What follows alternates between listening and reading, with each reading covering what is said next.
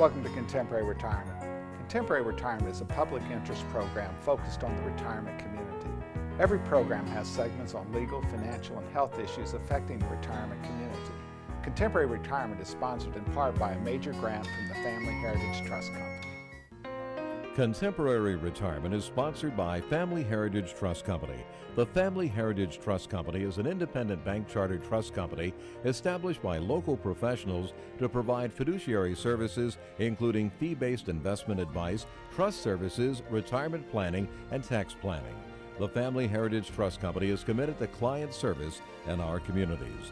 For more information, call the Family Heritage Trust Company at 301-631-5900. Contemporary Retirement is sponsored in part by a grant from R. Thomas Murphy & Associates, P.C. R. Thomas Murphy & Associates is one of Franklin County's leading law firms, emphasizing estate, trust, elder law, and medical assistance planning. Welcome to the Is It Legal feature on Contemporary Retirement. This segment focuses on various legal issues affecting the retirement community. With me today is Tom Murphy from the R. Thomas Murphy Law Firm with offices in Waynesboro, Chambersburg, and McConnellsburg. Welcome to the show, Tom. Good morning. Tom, we began a sequence last week with "This means you." Exactly. Now, what do I mean by that? Well, we've talked about important things people need to do, and it seems that some folks aren't getting the message. And when we're speaking about documents, power of attorneys, we're talking specifically to the audience members and to encourage them to look at their paper and make sure it's current and done right. So we're doing this segment today. When you get done, go look at your power of attorney. If in Maryland that power of attorney is dated pre-2010, and you have capacity, it needs to be redone, period. Yeah, I mean, and the same for Pennsylvania. 2015 is the drop dead date. They changed the law. You need to keep your paperwork current. And the problem is that people say, well, it's fine, and my local bank took it, and that's entirely possible. Right. But the problem is these money center institutions, insurance companies, brokerage houses, national banks, resist the acceptance of powers of attorney, and if you don't have the appropriate format, they're not going to accept it. Exactly, and they have the right to do that under certain circumstances. So you need to basically get armed up so you're ready to do battle with the potential third parties who don't honor your documents. And one of the problems here is you can get it off the internet, but people think we're trying to protect our business, but it's absolutely not true. That document coming off the internet in Pennsylvania has some traps, and some people who would read it not understanding what they need that document to achieve may get it off the internet but then still not do it right. Well, exactly right. There's a lot of unknown, unexplained information that needs to be incorporated within it, and a lot of people just don't see that. And worse yet, it usually comes to light when you're in a crisis situation. Oftentimes when that person doesn't have the capacity to sign another one, so you just made this a lot harder than it needed to be. Exactly, and so, I'm not really worried about the paper, and we're not getting rich doing paper, but when we do the more sophisticated planning, if that document's right, it makes it a lot easier versus having to fix it. When you have bad documents, you have violated a cardinal rule of life in that you're now using the word complicated and lawyer in the same sentence. Exactly, and it's so much more simple and easy and economical to do it right from the get-go. And so one of the challenges that we have here is that there's a document in the Maryland statutory form, I know there's a similar one in Pennsylvania, that actually has a whole laundry list of potential powers. We tell people in Maryland not to use that document. It invites interpretation. We have a second document in Maryland that's much more general that just says basically you can do everything, a few modifications to it. It really works substantially better than the big detailed one. Yeah, Pennsylvania's got a statute with 30 different chapters, and so if you use those numbered paragraphs, you get all the protections and blessings, and so we throw it in there, and it gives you the ability to do pretty much anything for a loved one or your principal. But the Pennsylvania document also has some funky questions regarding gifting, and you have to have the right clause selected. Exactly. Gifting, they have a variety of choices there. The ability to change beneficiaries, and that's particularly important if you've got an incapacitated spouse and a need to adjust things. Well, yeah, you can't have a spouse be a beneficiary of the other spouse's life insurance policy when the spouse who's a beneficiary is in a nursing home. Doesn't make any sense. Right, and so you need to have the flexibility to fix that on the fly.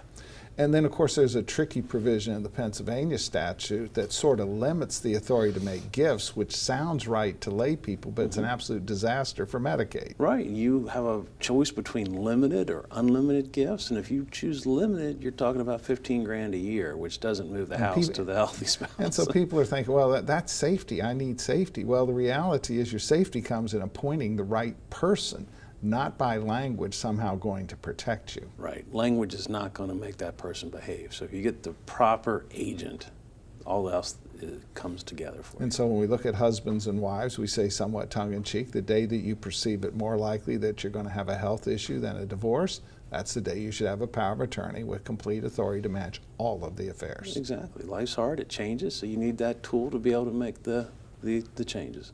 And then, of course, as we work with people on drafting the documents, we don't like this successor language. You know, I appoint my husband in the event of his incapacity.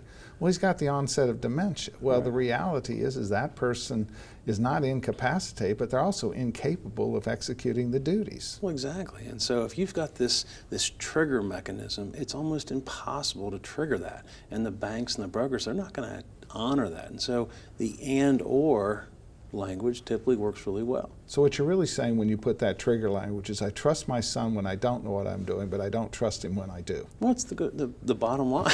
So which of course you do trust him. That's the end of the conversation. Exactly. And so if you appoint an adult who's mature and honorable and honest, it's never a problem. Tom, as always, thanks for taking time to appear on the program. You're welcome. More from Contemporary Retirement after these messages. Few things in life are as important as family. Leave your insurance worries to us. Write Gardner. Call or visit our website to learn how we can make insurance simple and more affordable.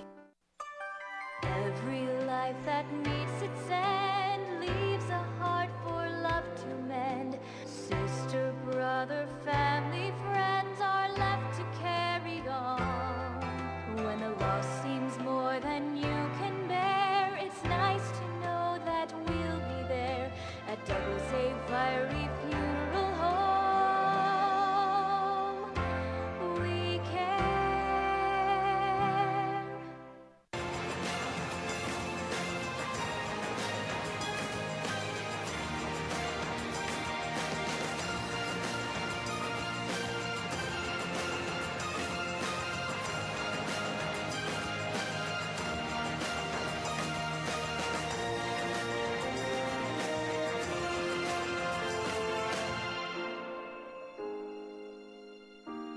Call Ed Lowe to help put your mind at ease.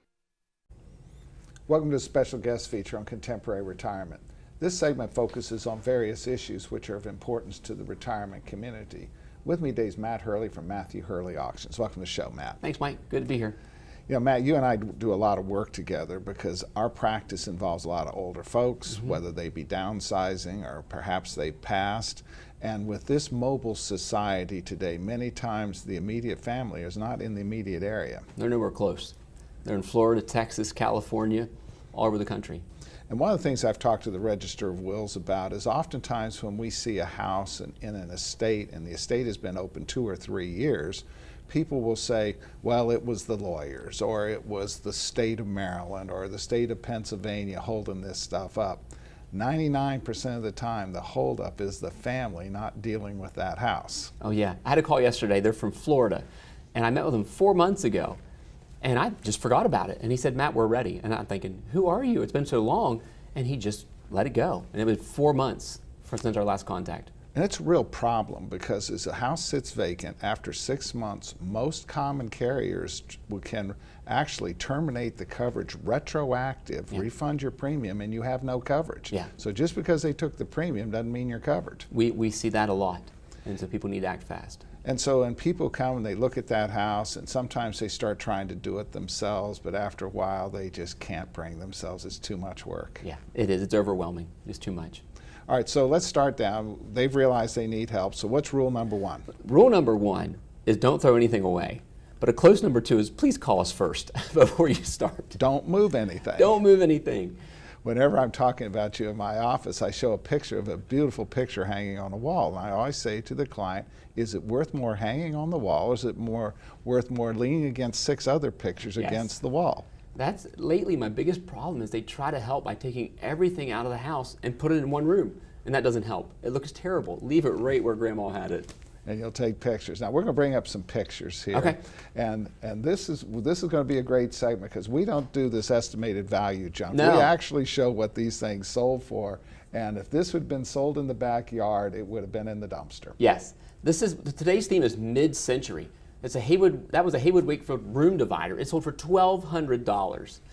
Here's a great floor lamp. This looks like dumpster material. And the stuff on the right, that shows the damage looking down from the top. It brought $210. But these are items from the 50s. And they would have thrown it away. They were throwing it away. You can see this table, the top's marred and scarred, but it's mid-century. Haywood Wakefield brought $221. And a lot of this is about the fact is the buyers today are not the same buyers that I would have been. We're sellers. That's right. It's people who remembered this as a kid in their grandparents' house. This old ashtray brought $54. Does anybody even have an ashtray? I don't know. But you can see how many people bid. 9 different bids on this. And as we go through, you'll see the column says this had 23 bids. It's a guitar. It was in the attic. It brought $260. It doesn't look like it's a super name brand. No, it's not. But Mike, the items we looked at already were $2,000, and that's only 4 items. And people would have thrown that stuff away Yeah. or thought it was dumpster stuff. Oh my! Here's the dining room suite. Oh my! Haywood Wakefield red upholstered chairs, $700. 32 bids. 32 bids. And bidder number 16,000 bought it. So it just shows the numbers that are online. That's right. You have more than 16,000 qualified bids. Oh yeah, we're approaching 17,000. So right. Here's just a Mercury Aeroline bicycle. One of those things, that say, just sell it in the yard sale for $10. It brought $141. But this is also international internet bidding. It's people all over. People from all over the world can bid on these auctions, not just the people that attend and stand in the backyard. And so what's really important is thousands of potential bidders have access to your site. And the fact is, weather doesn't affect it, all that stuff that Weather used to does kill. affect it for the good. There's nothing else to do, so let's get on the internet. Okay. So how could a person get a hold of you, Matt? They can go through our website at hurleyauctions.com or give us a call, 717-597-9100. And as they make that call and they come out, you're going to come out and you're going to help them figure out what to do with this. We do. We recognize it's a challenging time. We work with them, we take it at their pace, and just help them through the process. And I tell people every day, they're sitting there staring at that house, and if you get to do it the way you like to do it, which is give a little bit of time on the auction, get it cataloged and everything else, they'll probably be done in 2 weeks. And 2 to 3 weeks, the house is empty. From the time we start until we finish is usually about 3 weeks in an empty house. And you're done. Done. Matt, as always, thanks for taking time to appear on the Thanks program. for having me. More from Contemporary Retirement after these messages. Tranquillity at Fredericktown Assisted Living and Memory Care provides a warm, home-like atmosphere that promotes daily life enrichment. At Tranquillity, our medical director is a geriatric physician. Our professionals support and understand the various stages associated with Alzheimer's and dementia. We have on-site physical, occupational, and speech therapists, as well as around-the-clock licensed nurses. For more information, give Tranquillity at Fredericktown a call today, because everyone deserves great care. Let us do the caregiving so you and your loved one can embrace life again.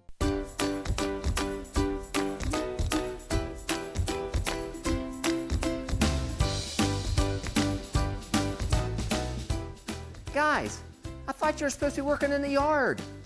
But Dad, just one more bid on HurleyAuctions.com.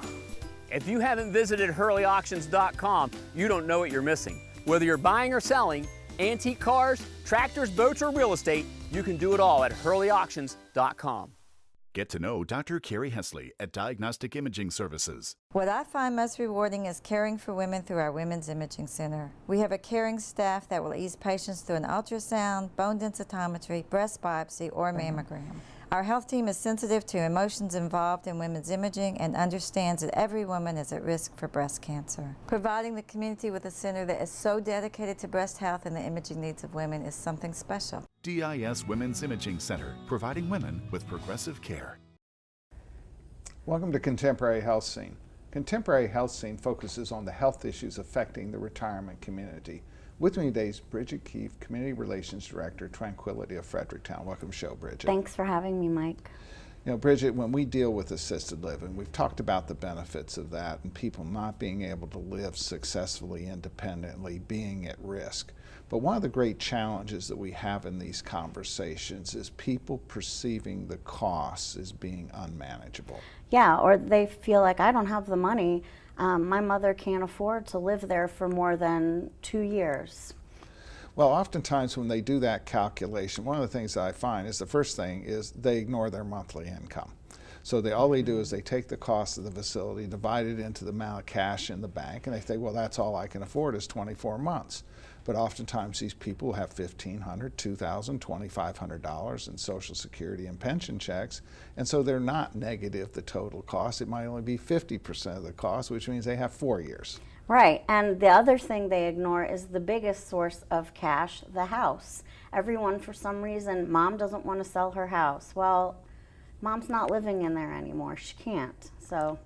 Well, one of the things that we use as a basic calculus for talking to people about finance is a house costs you 1% a month to own. So if you have a $300,000 house, that house costs $3,000 a month to own. And people will look at me and say, well, I'm not writing a check for $3,000. But when you figure taxes, insurance, utilities, maintenance, deferred maintenance, you know, that roof doesn't break at $100 a month, or the furnace doesn't break at $50 a month, and you don't have that $300,000 invested. It's about 1% a month. So oftentimes people don't realize that the cost of owning that house together with their income is sufficient to pay that assisted living bill, and oftentimes does not result in any diminution of their net worth. Right, and you didn't even include groceries in that, or the time someone needs to take to go grocery shopping. So. Well, and then on top of that is the fact that oftentimes when they're attempting to do that plan, they're also paying for people to be in the house and so forth, and they don't realize that their care plan actually would be costing more than assisted living. Absolutely, because too, with home care, which can be a great option part-time, you start to go on holidays, weekends, then you're talking time and a half, double time, and forget about 24-hour. Well, one of the challenges that we have here is that people need care. And I often look at them and say, which 8 hours does that person need care in the home? Well, the fact is you can't define it. They're at risk 24 hours. And once you start looking at 7 by 24 care, it's twice the cost of a nursing home. Right, it is. And assisted living provides that 24-hour care at probably, you know, 2/3 of a nursing home and less than 24-hour care. Much less than 24-hour care. And oftentimes the 24-hour caregivers, when they start using private people, they don't realize if that person, their kid is sick or their car breaks down or some other thing happens, we got a parent sitting there with no support, which is just not okay. No, it's not okay at all. And in our community, there is someone there 24/7. There's meals, there's, you know, if we get snowed in, we have all the necessary supplies. And the other thing is that, you know, the #1 driver for satisfaction in a long-term care environment, or even as you age, is socialization. And a person in their home unable to drive is in jail. Yes, you and I have talked about that a lot. It becomes a prison, and you become totally dependent on the outside world for help. And in a community environment, you've got activities going on all the time to keep you active and engaged. And we oftentimes characterize the single most unsafe environment that an older person who is compromised can be in is in their own home, because they're not getting medicated on a timely basis, they're not hydrating themselves timely, they're not staying engaged, they're watching television, and most importantly, if they have that fall, they may be on the ground for a long time. Right, and again, a community provides, like ours anyway, we do 2-hour checks round the clock on our residents. They have call pendants if they can use them. There's always someone checking in. And then, of course, the nurses and the med techs are paying attention to making certain that they are getting their medications on time, taking notes if they're not getting them on time. Right. We have registered nurses, LPNs, med techs, and caregivers, plus a physician, too. So. And one of the most important things is because of the expanded service model that Medicare is trying to keep people out of nursing homes, you now can do therapies and so forth that were not available even several years ago. We can. We have physical, occupational, and speech therapy on site, and the medical services we can offer are much more complex than they used to be. And typically covered by insurance. Yes. Bridget, as always, thanks for taking time to appear on the show. How could somebody get a hold of you? They can pop in or they can call 301-668-6030. Thank you. Thanks, Mike. More from Contemporary Retirement after these messages. The Community Foundation strives to be a forward-thinking organization. We are assessing needs, working with donors to see things differently, so that Frederick County can be its best. It's a wonderful place for all of us to live, work, and play. We look forward to addressing the future needs of the community. Visit frederickcountygives.org and learn how you can start to see things differently too. Albright Crumbacker Mal and Idtel are a full-service firm that provides elder care services, including managing incoming bills, bill payment, depositing checks, balancing bank statements, and preparing, planning, and filing personal tax returns. Put your mind at ease and call us today. Welcome to the Making Sense feature on Contemporary Retirement. Making Sense focuses on the financial issues affecting the retirement community. With me today is David Twenhafel, Senior Vice President of the Family Heritage Trust Company. Welcome to the show, David. Thank you for having me on, Michael. Also a certified financial planner, but not a product salesperson. That's correct. We at the trust company, the Family Heritage Trust Company, we don't have products that we sell. Just pure investment advisory service. Investment advisory and financial advice. All right, at the risk of rolling the eyes of all of our viewers, there's a very interesting concept that has really taken hold in the last 30 or 40 years called modern portfolio theory.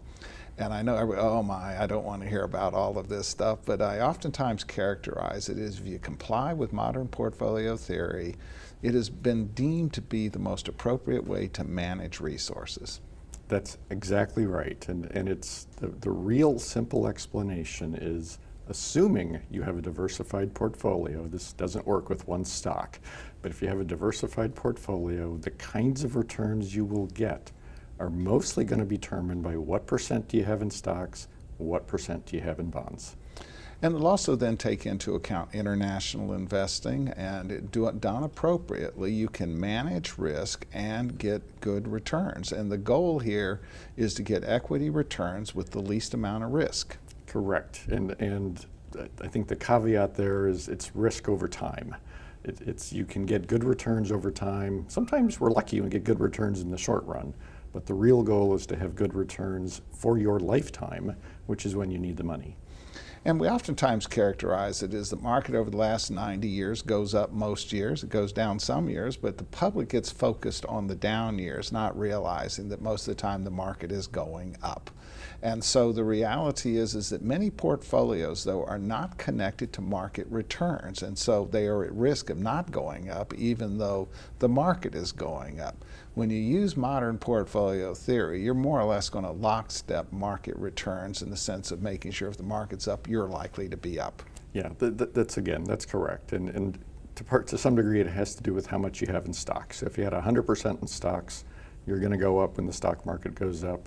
If you have less than 100% in stocks, it's a way to manage risk. You won't go up quite as much, you won't go down quite as much.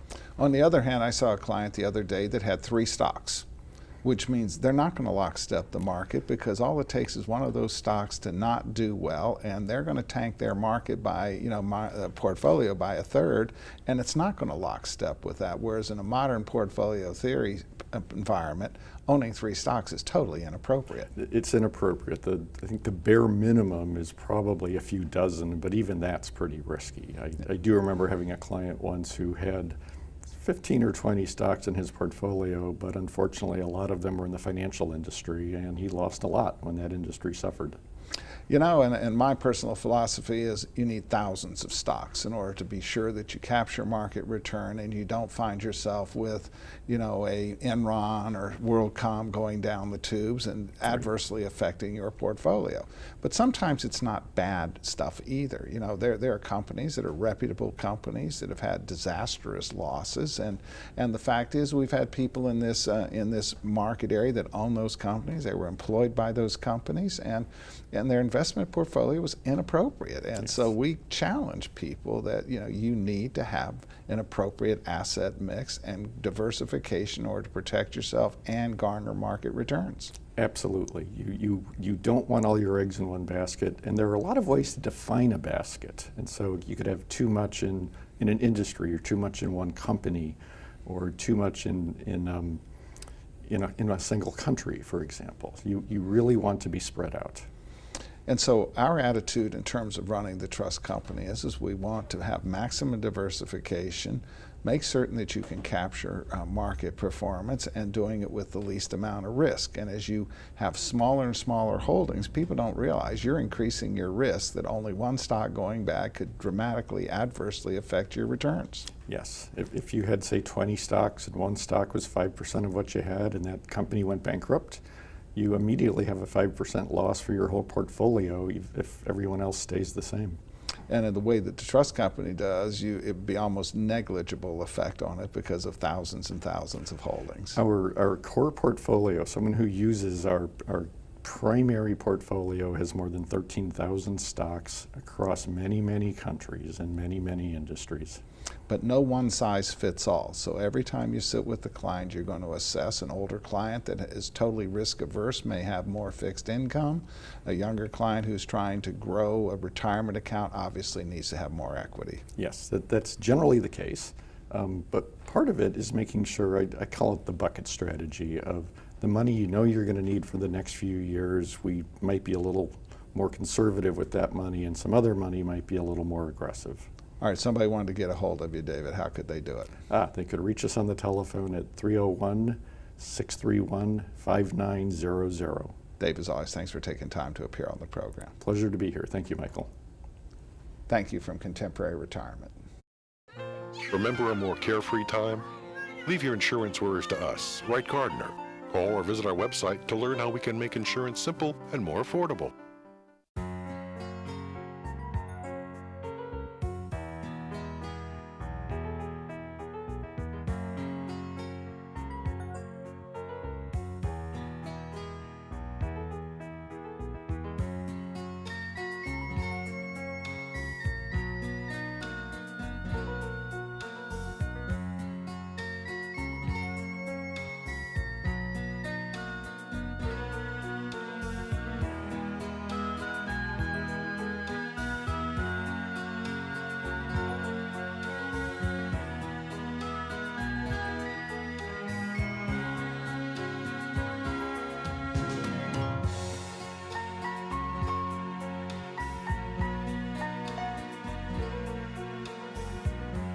These days, it seems like everything's online, and filling out claim forms and receiving and paying bills online isn't always easiest. That's why we at Quality First Insurance encourage you to just give us a call. Let us help. Hi there, I'm Paul Sweeney with Quality First Insurance, and it's still just this simple. Our offices are open every weekday where you'll be able to call and speak to real, live people. No detail was missed. I'm so glad that I turned to Quality First Insurance. I've recommended Quality First Insurance to my friends who've been just as satisfied. If you're not happy with what you're paying for Medigap, or more importantly, not happy with your service, give us a try. We're locally owned, and we take the time to provide you with the best. We are Quality First Insurance, and our mission is to provide quality products to quality people. Pick up the phone and give us a call today at 800-745-1411.